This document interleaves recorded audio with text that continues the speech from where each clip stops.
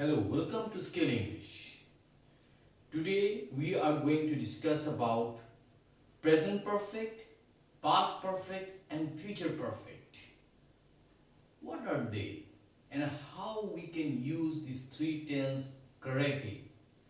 So, today's session is about all the difference we have to know if we want to use the three tense present perfect, past perfect and future perfect correctly. And if you have any problem or if you think you have a problem with these three tenses, I think and I'm sure that you will have your doubts clear after this session. So friends, let's get started and see what are the differences between these three tenses and how to use them. So, first one, present perfect, past perfect and future perfect. Present perfect. Present perfect we use to indicate an action which has been completed just now, but the effect still remains. So when do we use the present perfect? We use the present perfect to express or to indicate an action which has been completed just now, but the effect still remains. So there is a connection between the past and the present. We are going to express or we are going to tell about an action which started in the past or has just finished, but the effect still remains in the present. So action in the past, but there is a connection with the present.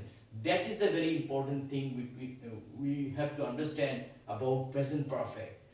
When we discuss about simple past, this means the action which has been in the past and it has no relation with the present. That is called simple past. But what is present perfect? Something which has happened in the past or which has recently finished, but the action or the effect still remains. So I've used a sentence like this: I have done my work. I have done my work means now I am free now. That's why I'm playing, that's why I'm relaxing. So there is a connection between the past and the present. I have finished my work in the past or the recent past, and that's why the reason I am free now. So I have done my work. That means so I am free now. Next sentence. Tom has eaten all the cakes. Tom has eaten all the cakes. So, I have no cakes to offer you now. Therefore, nothing is left to give you now. This sentence, if I had written, uh, Tom ate all the cakes, that means I am just saying about an event in the past where Tom ate all the cakes. It has nothing to do with the present. But when I write a sentence like this, Tom has eaten all the cakes, it has to do something with the present. What I actually trying to mean by using this sentence is that now I cannot offer any cakes to anyone at present because Tom has eaten all the cakes. Third usage of present perfect is that we use present perfect to indicate an action which began sometime in the past but is continuing up to the present time of speaking. Again I am repeating. To indicate an action which began sometime in the past, we don't know the time, but is continuing up to the present time of speaking. So if I write a sentence like this: I have lived here for 10 years. What does this mean? I have lived here for 10 years. That means I still live here. I started living here 10 years back and I am still living here. I have lived here for 10 years. That means I still live here. But if it was just without this have, I lived here for 10 years, that means at present I don't live here. So there is a difference, a very clear difference when we use simple past and when we use present perfect. We have to understand this clearly. because present perfect has something to do with the present. It started in the past, but it has something to do with the present, and there is a connection between the present. So I have lived here for 10 years means I still live here. I started living here 10 years back and I am still living here. So I'm sure your doubts are clear about this tense present perfect, and please don't confuse it with simple past. Present perfect means, or it is used, this tense is used to indicate an action which has been completed just now and its effect still remains, or to indicate an action which began sometime in the past but is continuing up to the present time of speaking. That is the very important thing about present perfect. So let's jump to the second one, past perfect. Past perfect, when we use this past perfect, we use this tense past perfect to express two events which has happened in the past. One action happened and then it completed and another action happened. So we use past perfect to express one action was completed before another action started. This is very important. You have to keep in mind that there is a two events which are mentioning, and both the events happened in the past. One action happened first, it finished or it completed, and then another action started. There is a relation between those two actions in the past. Remember, one action happened and then it finished and then another started. I'm sure the two examples which I am giving here will clear your doubts. First, the train had left before I reached the station. So the train had left before I reached the station.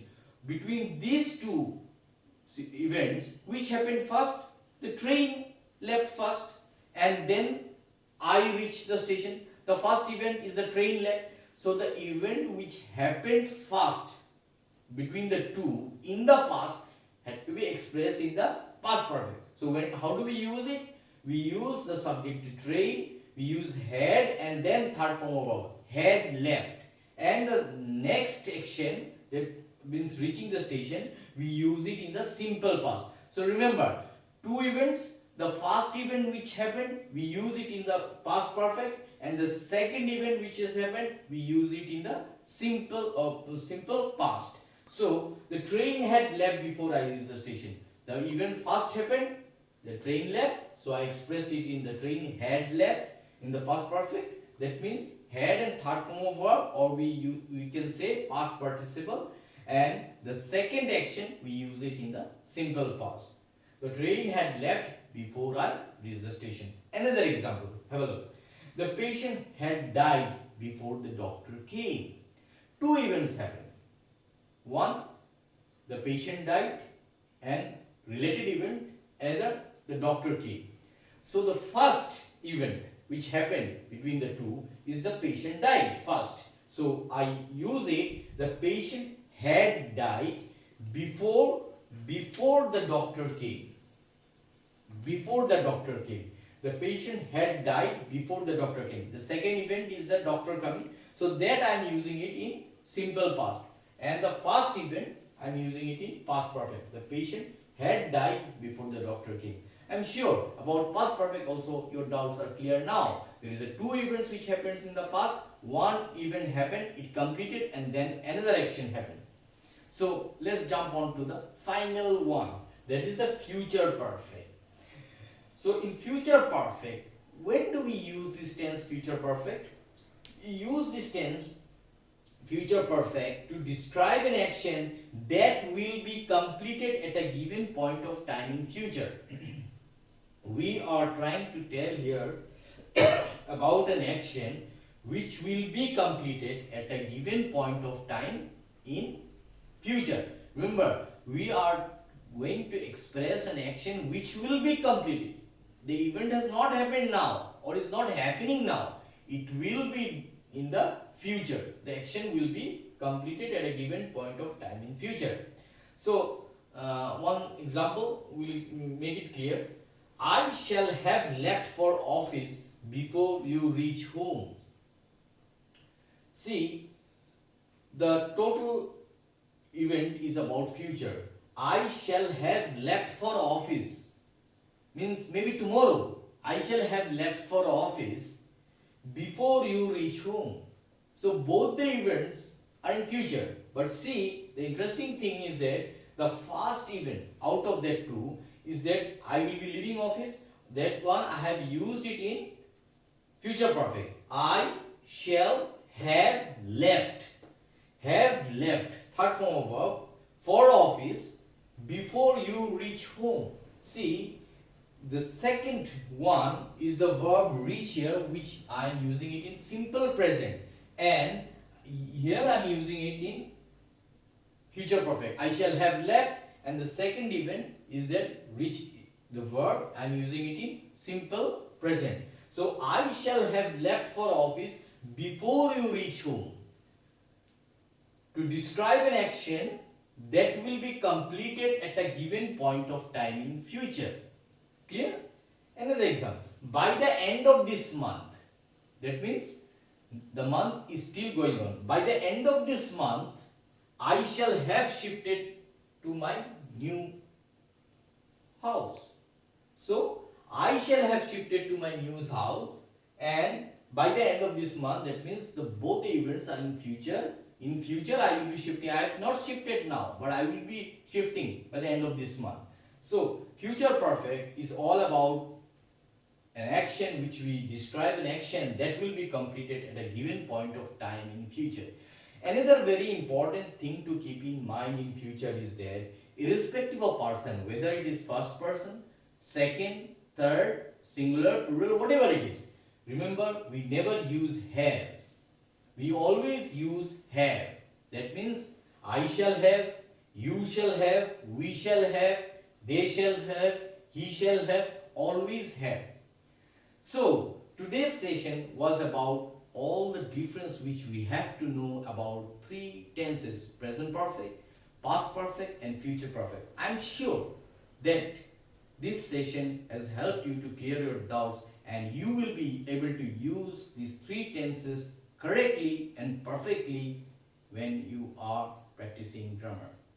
So, before I leave you today, again I am wishing you all the best in your life, and those who are coming for the first time, new visitors, I would like you to put your valuable comments, to share my video for those who are interested in learning English.